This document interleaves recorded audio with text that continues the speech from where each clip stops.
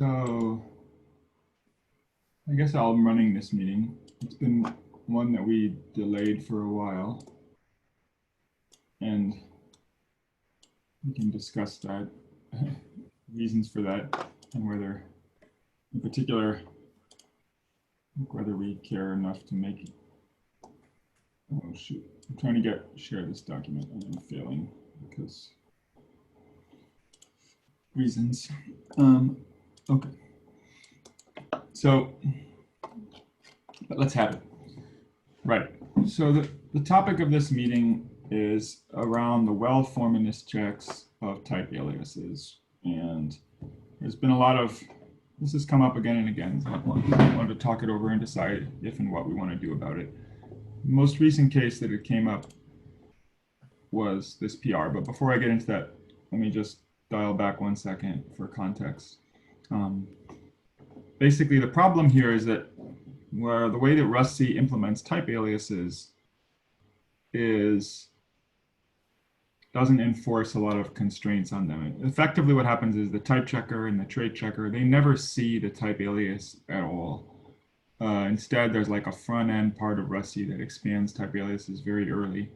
And so if you have like type my alias is U32 and a function that uses my alias, the way the type checker sees it, it just sees U32. It kind of never sees the my alias.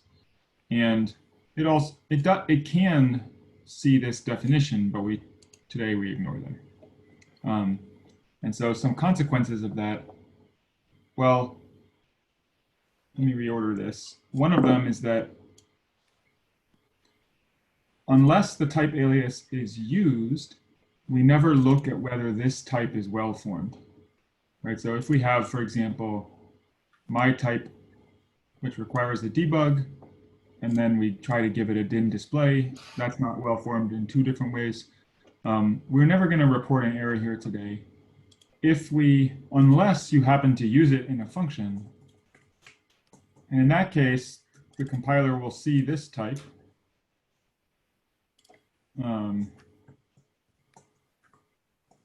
And it'll check this type and decide that it's not well formed and issue you an error.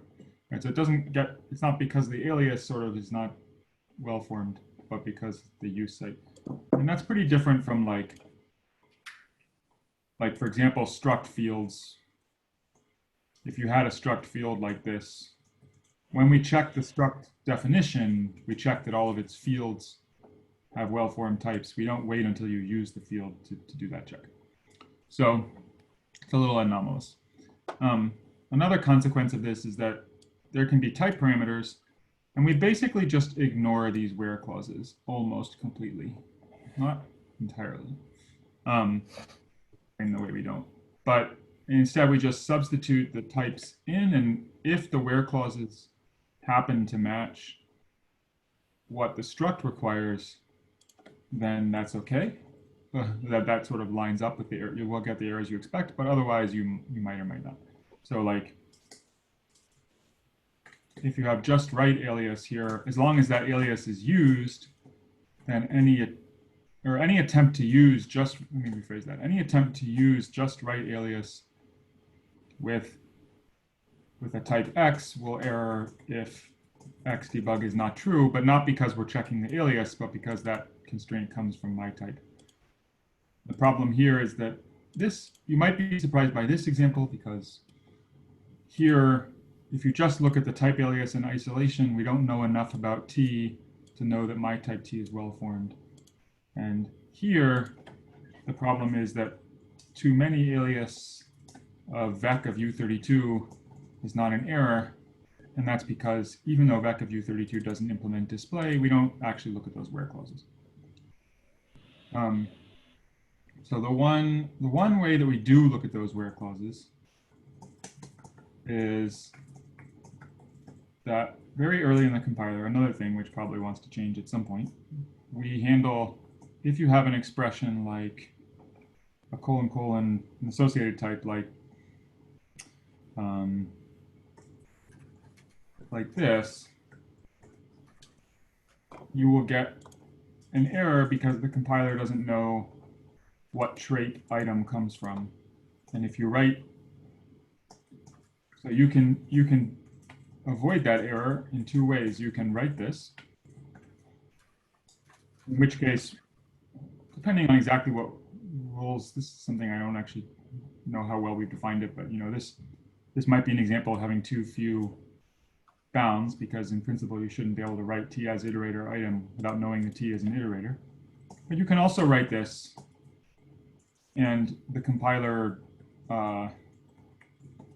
knows that does take the where clause into account in that case. And that's because this expansion happens kind of in that same very early phase.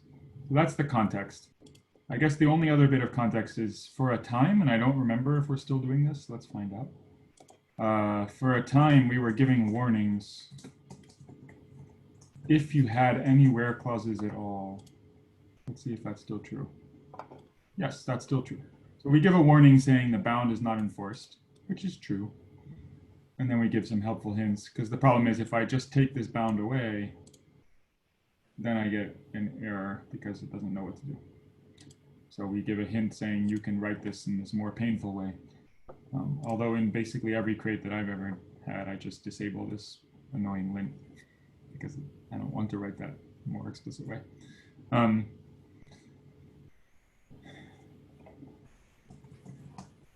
So the problem with this, okay. I think, so the question is, what behavior do we ultimately expect given where we are today?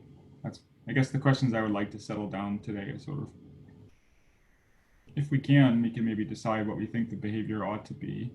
We could also decide how important it is. And if we want to do any incremental steps towards that behavior, like take it around the addition especially.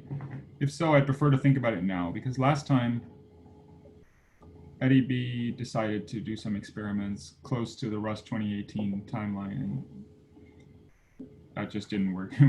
we wound up not doing them because it was too stressful to try. Like, it's not that important to land compared to like NLL. So I think if we are going to think about this, we want to be thinking about it on the earlier side. So I'll stop there for a second because I've been lecturing for a while. Does that all make sense? Any questions so far?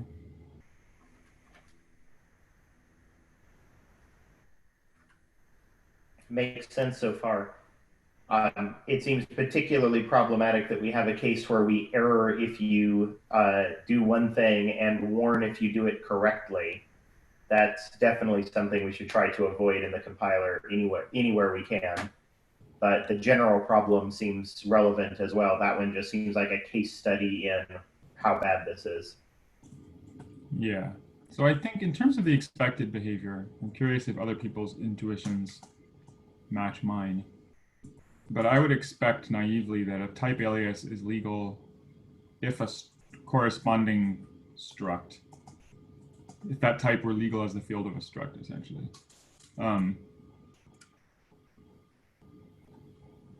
In other words, I would expect that we have to check that U is legal given what we know about the generic types at the declaration. And then if we know that, then we automatically know that all uses of foo must be legal, because as long as they meet whatever where clauses are in scope.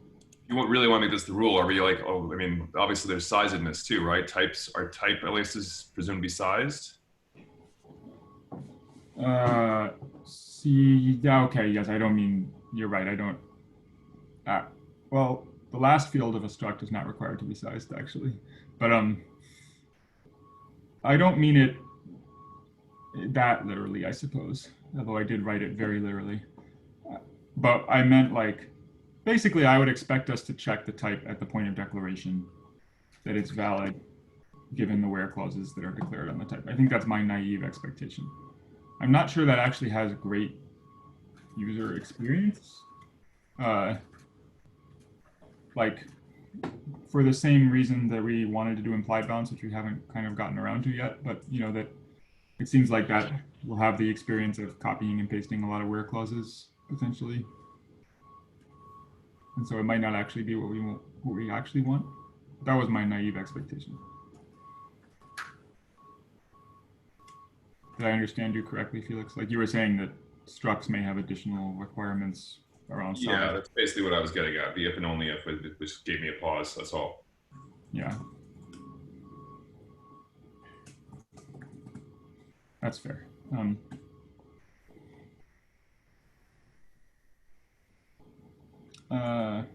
Yeah, maybe I should just say if. I guess it's not only if. So one thing that, yeah, I'll say, but Nico has usability concerns related to implied bounds, and that brings to the next example, which is that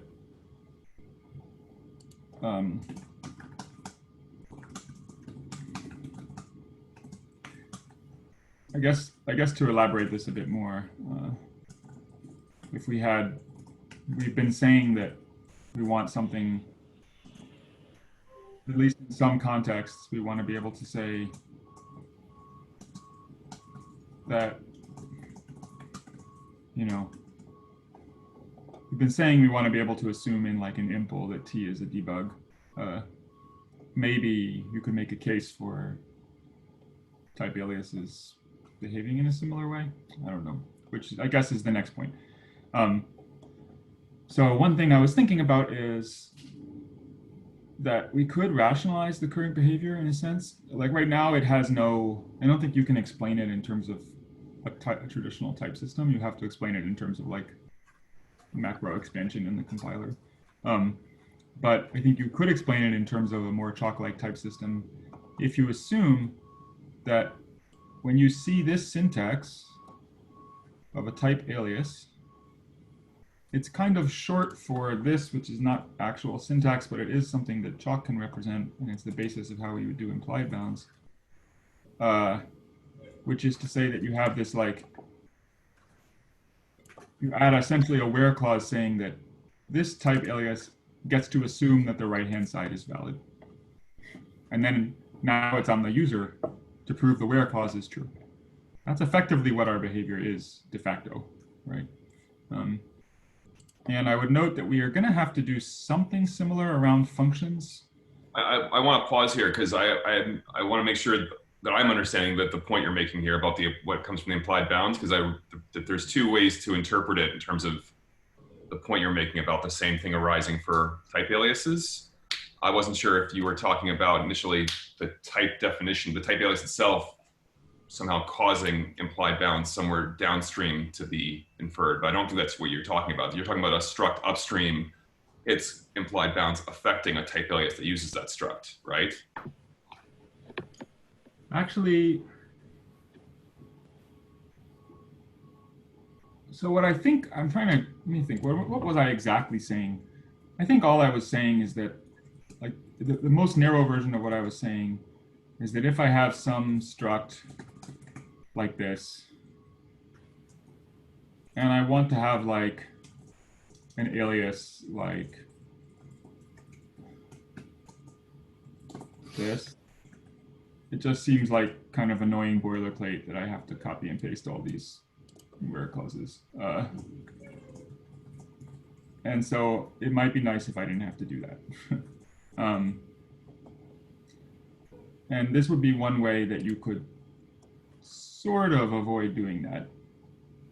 Now there's another question that's like relating to implied bounds, which is like, if I wrote this in some function,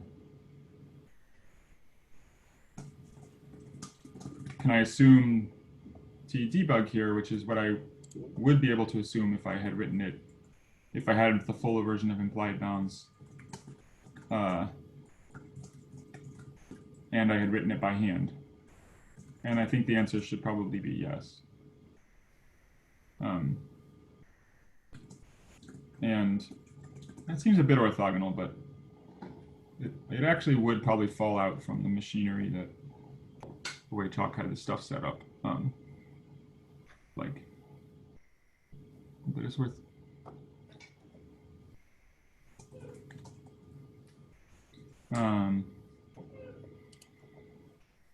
Anyway, so I was saying that. So then, with that clarification in mind, then does that? I mean, can you help? Can you help explain then what the example you give in the rationalizing the current behavior with the where well formed, like how those tie together, or is that not what you're getting at?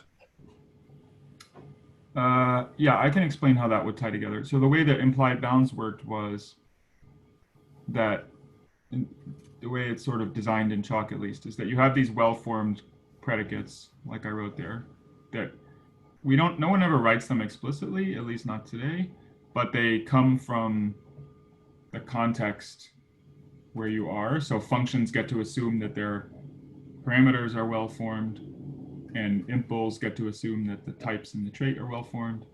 And we know, and then Chalk has some rules that say, like, if I get to assume that this type is well-formed, that implies that I can assume some other things, similar to supertraits. The same, in fact, it subsumes the supertrait mechanism. So we're saying, like, in the same way that if I know that T is ORed, I know that it's partial ORed. If I know that my type T is well-formed, I know that T is debug, because that's the requirement for T to be, for my type T to be well-formed. So there's kind of a bidirectional relationship, I guess. And so if you set it up that way, the way that this would fall out, this function would get to assume that this type alias is well-formed, which would in turn imply that the right-hand side is well-formed, which would in turn imply whatever that implies. I guess that T is debug or something. I think you could make that all fall out reasonably well. Does that answer your question?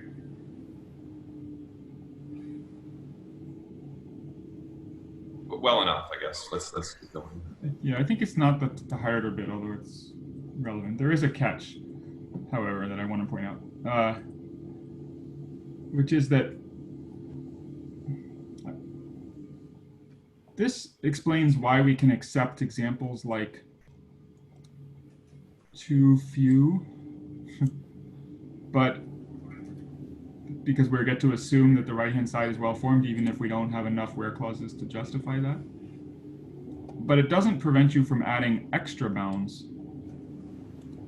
And the way I had sort of expected to do that is that we would move the handling of aliases so that they're part of like Chalk's, they're kind of more like associated types, and Chalk and the type checker know about them as they're just another type that we happen to know is equal to its right-hand side, and we propagate that through. But in which case we could enforce the bounds.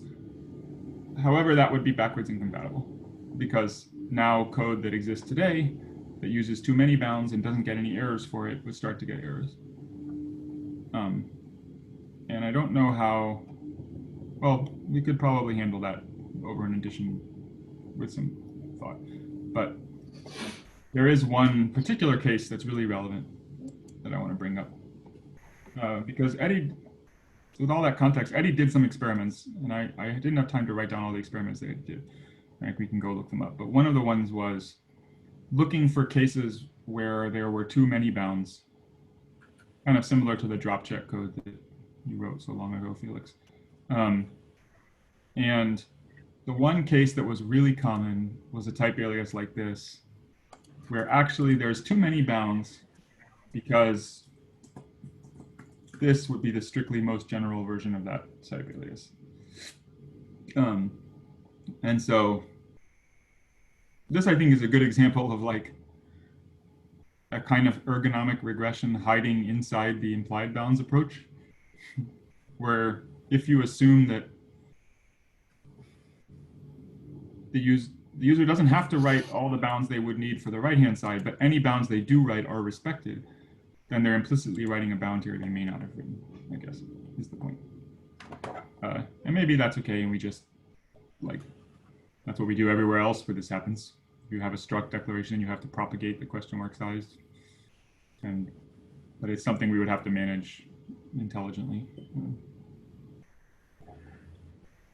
Or we could, this may be bonkers, we could make type aliases implicitly have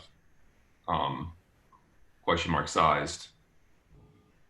And if you want to enforce the sizedness bound, you have to say That's it. an interesting point. So, well, but if we had the implied bounds approach, actually that's not as bonkers, right? Because now you start out with the fewest bounds possible, and we just imply all the ones you need. So in particular, you would get sized if you needed sized, right? And that's kind of what the code does today, if you think about it. It just does that check. Yeah, it's exactly what the code does today.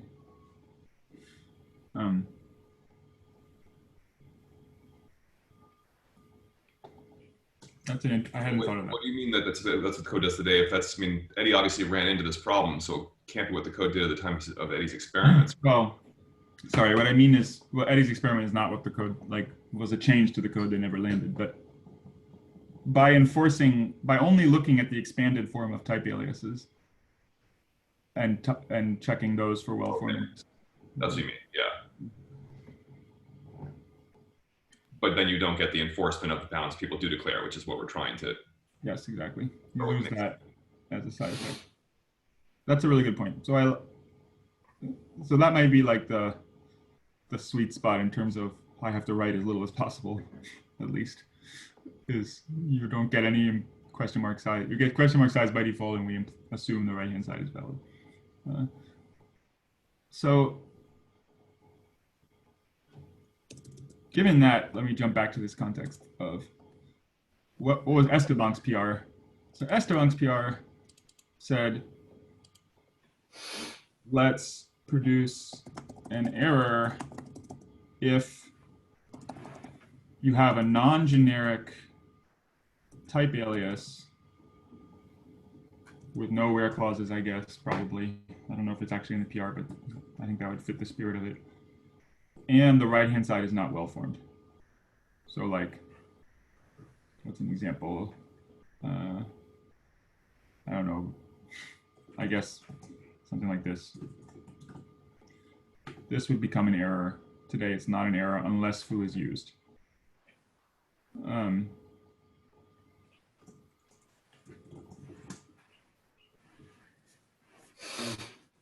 Now, this is okay. I guess this is heading towards, in my view, the naive rules. Like, not the implied bounds variation. Because it's a sort of subset of the errors we would ultimately want. Whereas in the implied bounds variation that I was describing, there would never be an error here, unless it was used. It would sort of meet the behavior we have today.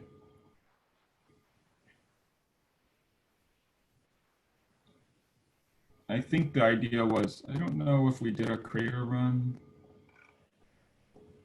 If we didn't, we probably should have.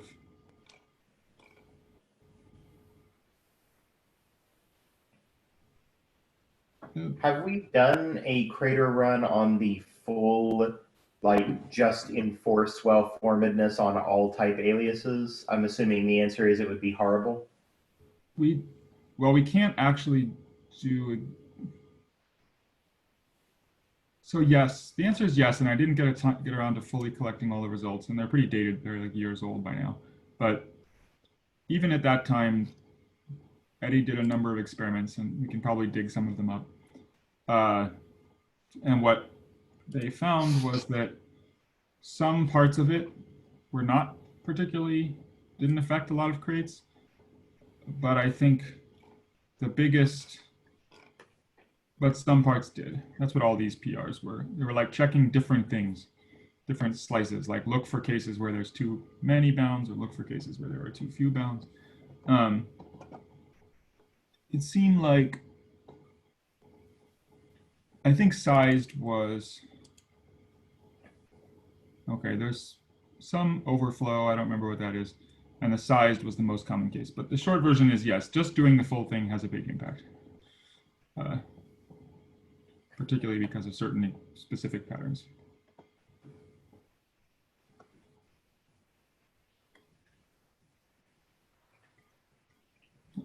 Unfortunately, it's clear from this comment here that Eddie did consider what we were talking about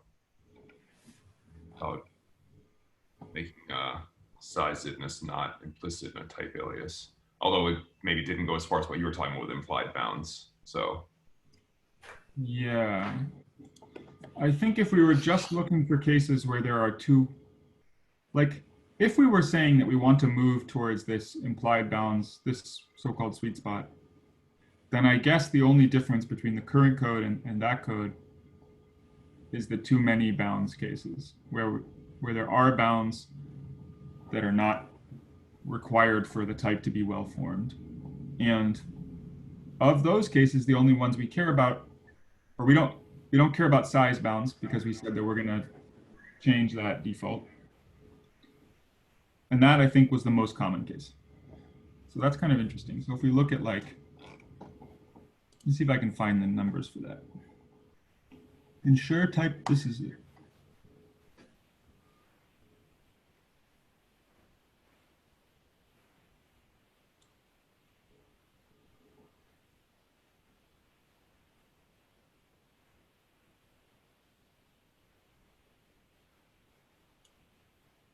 So, right, most of the failures come from diesel. I don't really know what that's about. We have to look into that, but there are a few legitimate, not a huge dent. That's not a very detailed analysis, but 56 regressions, but yeah, I can see a lot of them are diesel. I think this already was ignoring sized cases. Yeah, so here's an example where this requires clone, but the right-hand side doesn't require a clone. On the other hand, like if we did it as a migration, I don't know. This is the kind of thing I would prefer not to be. I don't particularly want this to be across editions if we can avoid it. But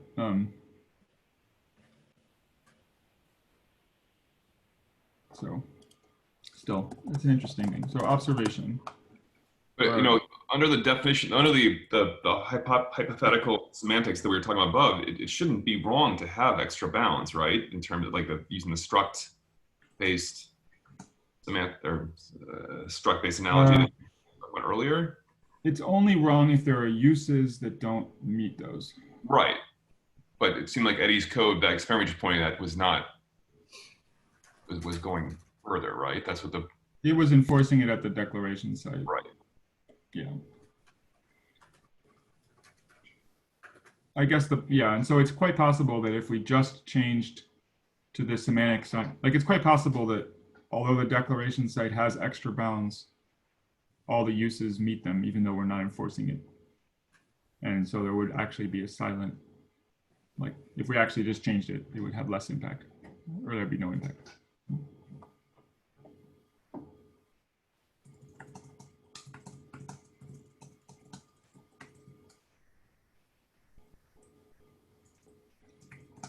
That's really interesting.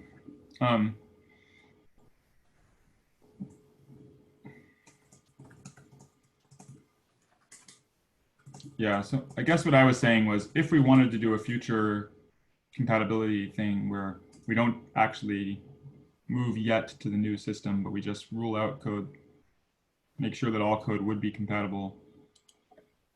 The only way I know to do that, one way to do that would be to enforce it at the declaration site. That's too conservative, as you point out. But we did run that test. And we saw that it has some impact, but not monstrous, I guess. I don't know. 61 is not nothing also.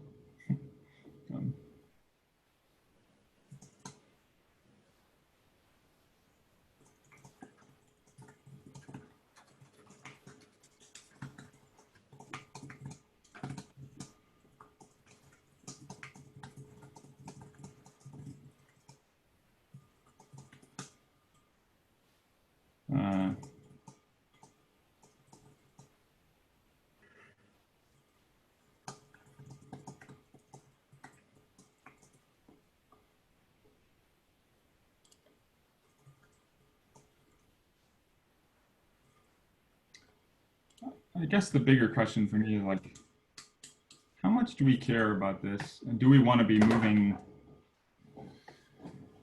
incrementally towards something? Or just wait, figure out the implied bound story, and leave it as is. Basically, it's not getting any worse or better than it currently is until we're in a better position. But I have to run to the bathroom, so you all can discuss amongst yourselves, I guess.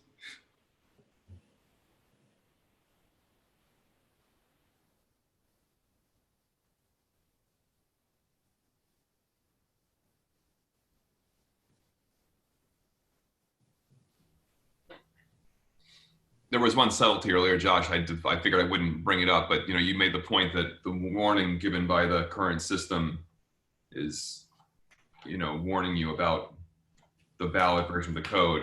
I think that what's the right word? If I'm being pedantic, I think it does tell you the warning tells you to use a third variant of the code that I think would be accepted, and isn't the one that leaves out well, no, it does leave out the bound, but it's the whole t as iterator : item thing. I don't know what the right version is. I think probably the right version is the version that we're warning about, because as Nico said, it's intuitively seems right.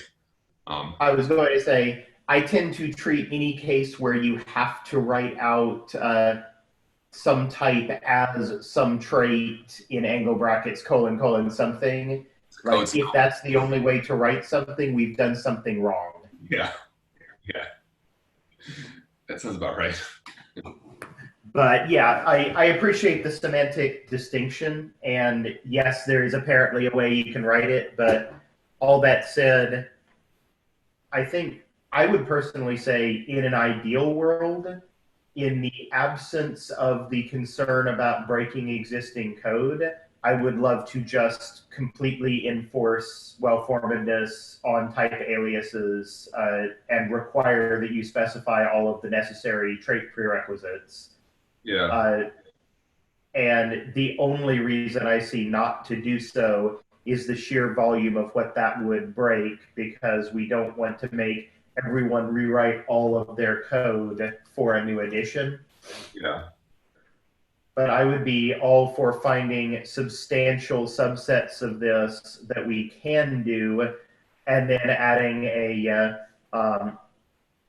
making it an error for, say, you specified some traits but not enough, or you specified too many traits. And then if the primary case that people would get an obscene amount of warnings about is you didn't specify any traits at all, then we could treat that one as an allow by default lint and encourage people to opt into it. Like basically like treating like a special case that people who leave out any bounds at all haven't migrated to this new form. Exactly, yeah. The goal being that way we would hopefully get some substantial warnings to get people to fix, but not warn on every use of type aliases on a generic, because the majority of type aliases on generics seem to be just T on the left and T on the right. Yeah, I don't know. Well, Nico's not here, so I don't. He's the authority on the architecture here. I don't know how easy it is to sort of get the different behaviors. Let me take a step back, I guess, and say what I do know. So I've been thinking about this, like, from the start of this conversation in this meeting. Something in the back of my head is always like, okay, well, could we make this change but put it under some sort of future incompatibility warning type thing? Right. And usually the answer for things in the type system are no, we can't, because it's not feasible to actually like detect the the thing that's causing the problem and run the code sort of before and after, right? Get the two different versions of it in any straightforward way. So I'm assuming that that's the story here too, as far as I can tell. And so I'm a little worried that you might run into something similar here with what you're describing of trying to treat the no given bounds as a special case, but maybe not. Maybe since it's something you can do up front syntactically, maybe that gives us a sort of a secret door. We'll see. Let's see what Nico thinks, at least, of that hypothetical. One other thing worth mentioning here is I do actually like implied bounds in other contexts. And in particular, I find it to be painful when I have a type that has 2 or 3 bounds on it, especially if they're complex bounds.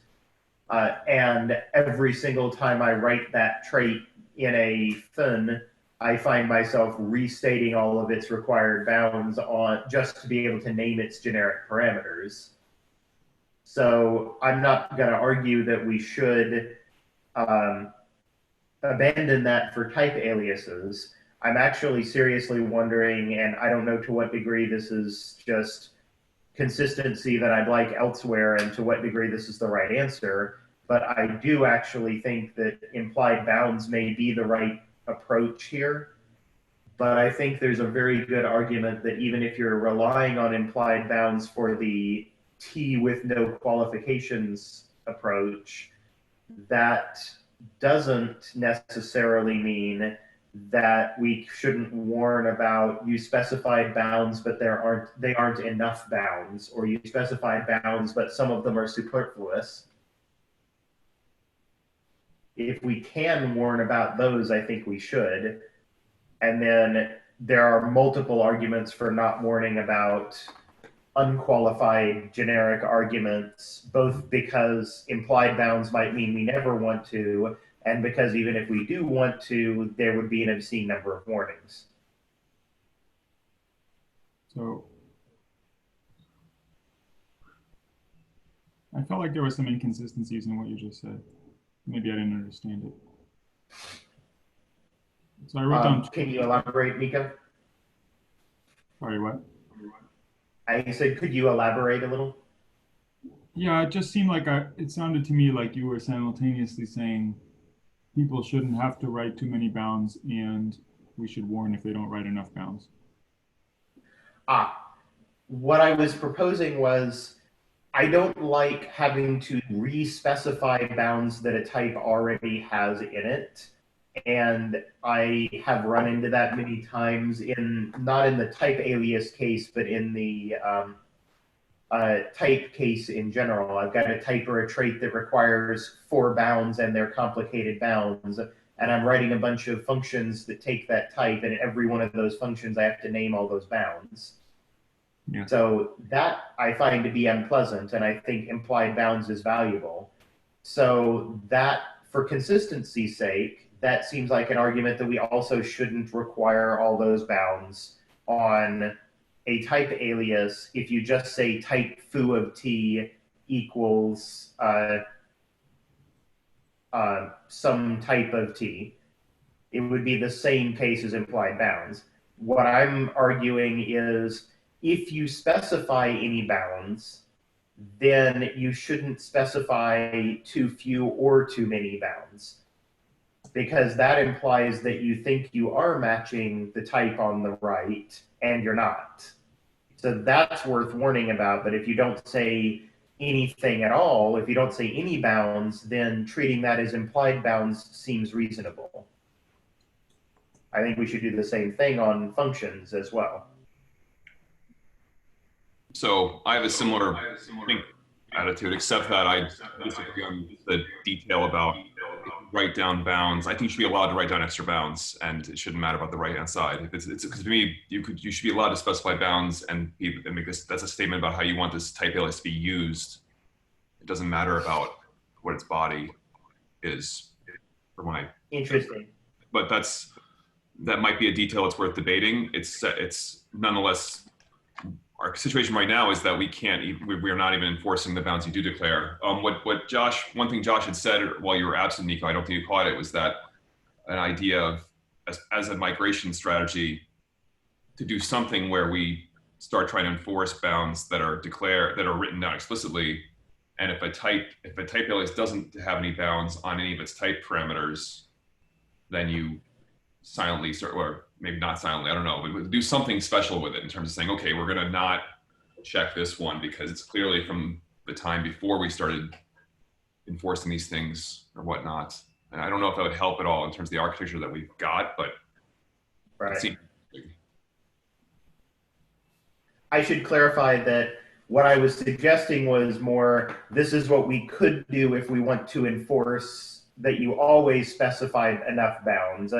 That you could do, say, something like an allow by default lint on a no bound type alias, but I don't actually think that we should do that. I don't think, the more I think about it, the more I very much want implied bounds, and I don't want to enforce the requirements if you don't specify any bounds. I think we should just enforce that if you specify bounds, you specify enough bounds.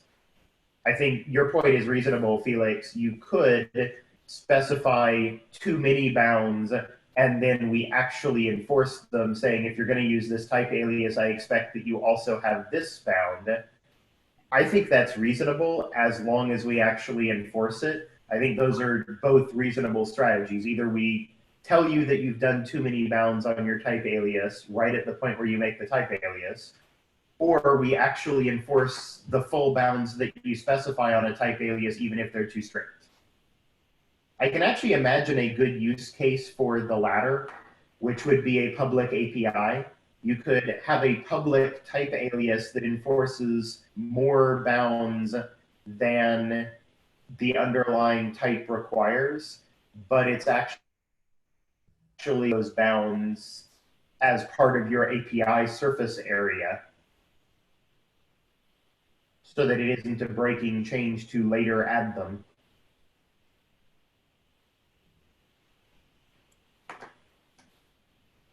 Right. I think I feel the same as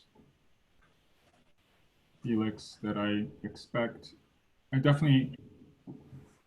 expect any bounds I write should be enforced.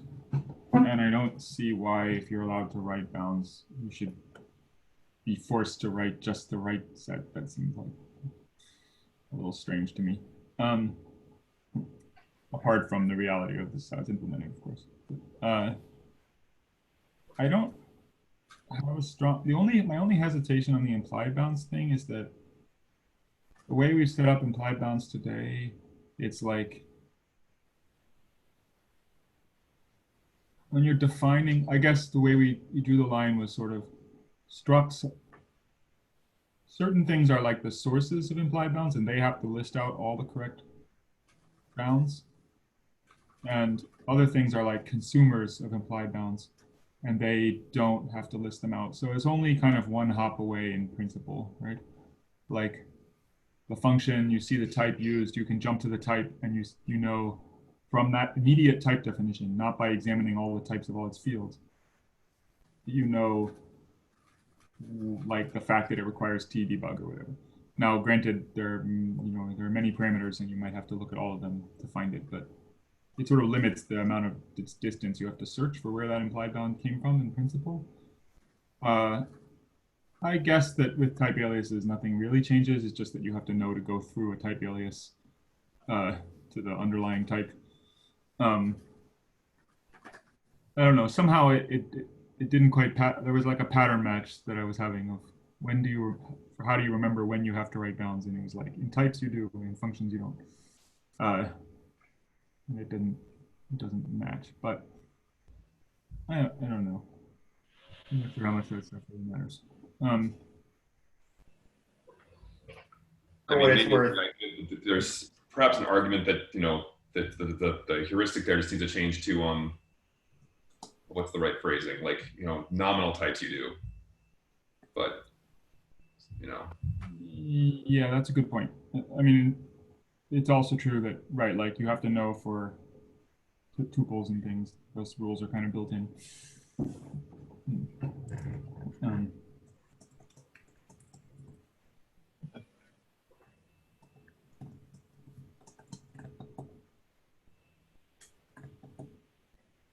Do you have a roadmap for further implied bounds work? Or is that a separate meeting topic?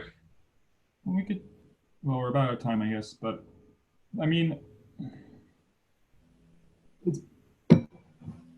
I've sort of been thinking of it as this is something we would do once we transition over to a more chalk-like setup, because we encoded it as chalk-like rules. And that might be, it's taking a while. There could be a way to do it. I haven't thought hard about how to do it in today's type checker, but I guess it's probably possible. I'll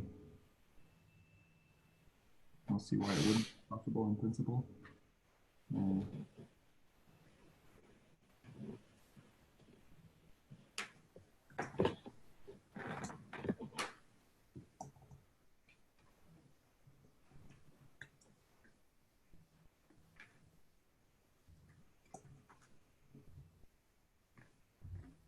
It's really in types and traits, but that's okay.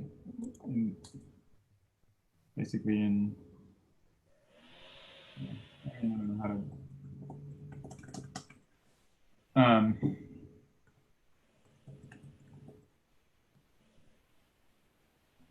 there is probably some intuition there of like, yeah, things that are not implicitly equal to one another, or distinct type definitions as opposed to a type alias, which is not a definition in the same sense.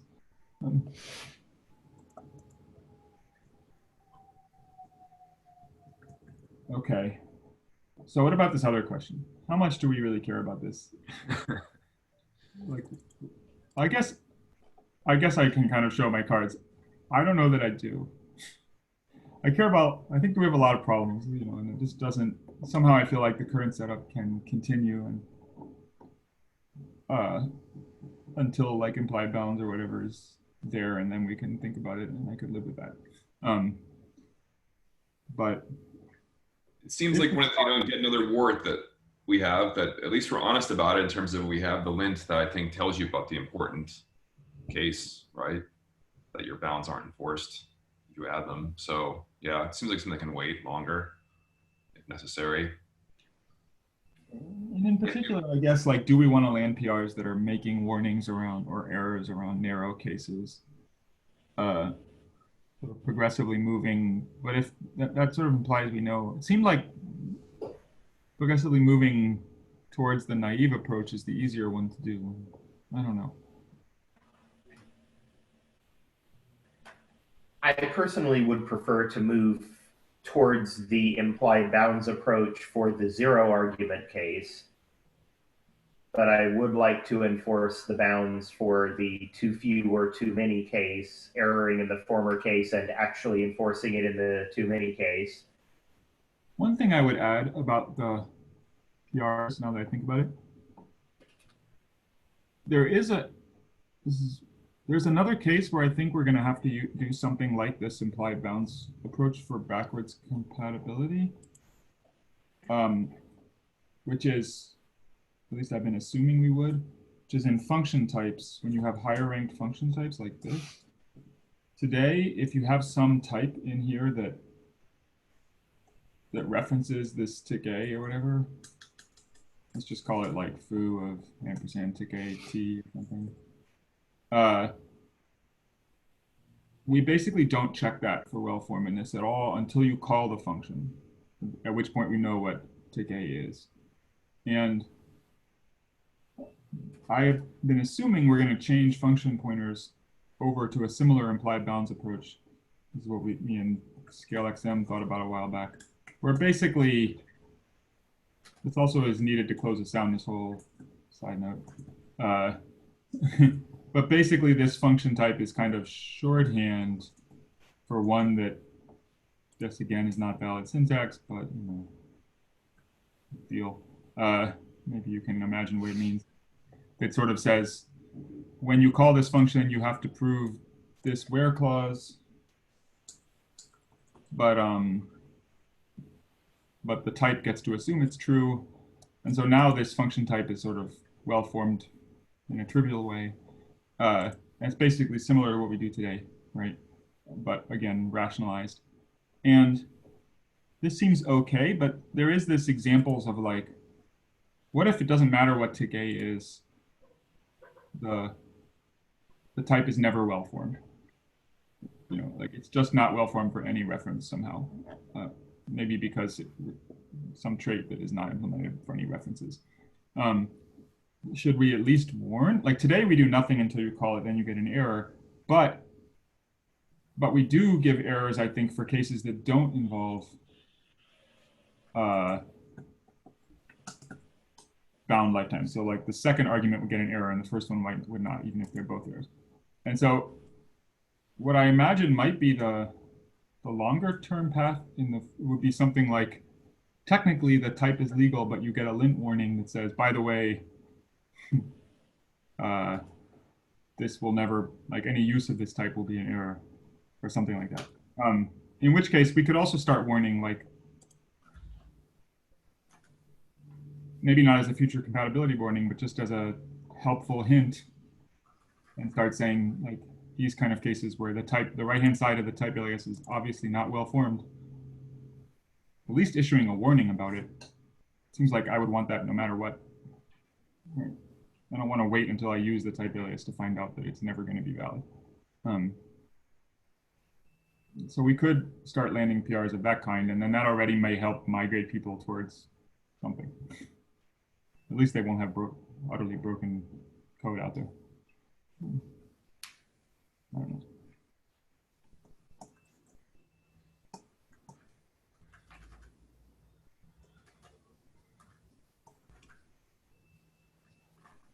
I mean, that does sound like an improvement.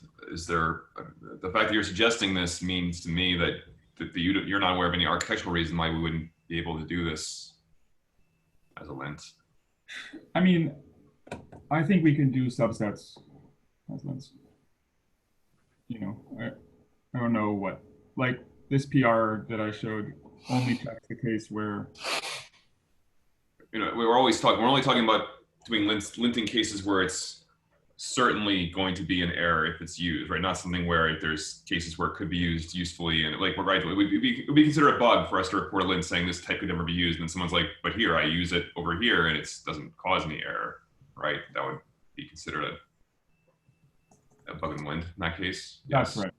Okay. Yeah. And that's what this case does.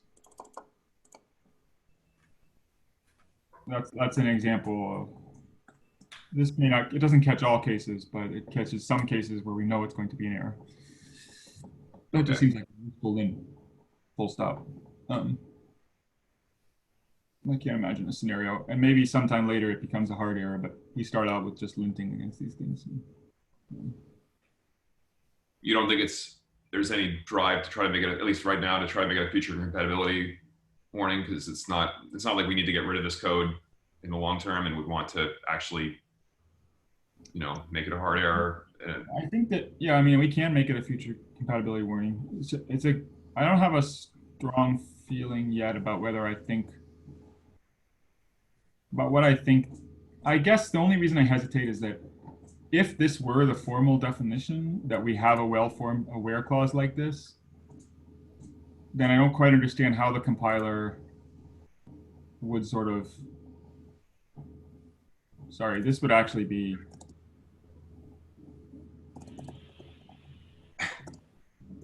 there would actually be two aware clauses. And the point is that I don't know how the compiler, like, it's been told to assume that this is valid. So on what basis does it issue an error? You know what I mean?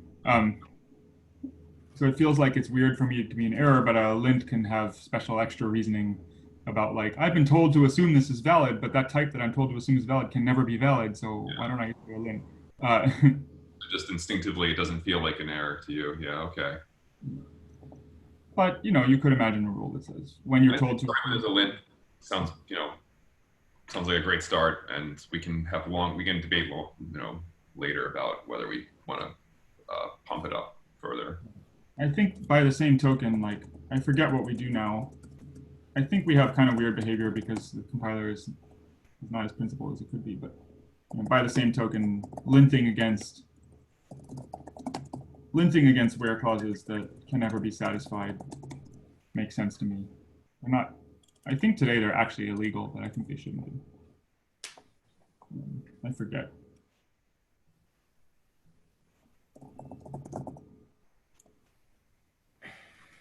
Yeah, today they're illegal. I think that's wrong.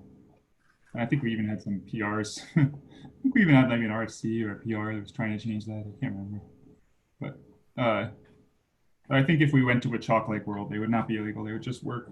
They would just be saying, okay, I'm going to assume that's true, even though it's not.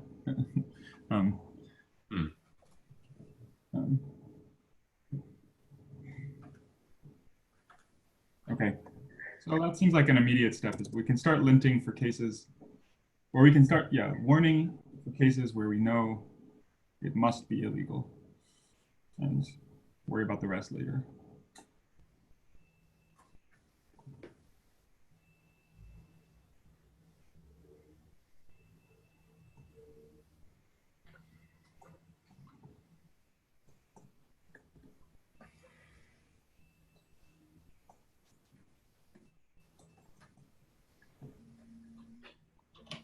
All right.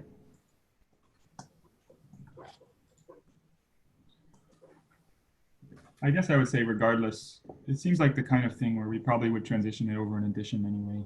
So warnings without a future compatibility is better to me because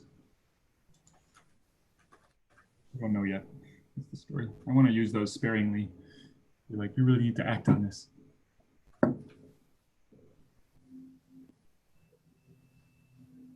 All right, y'all. I'm going to end the meeting. Thank you. All right. Bye.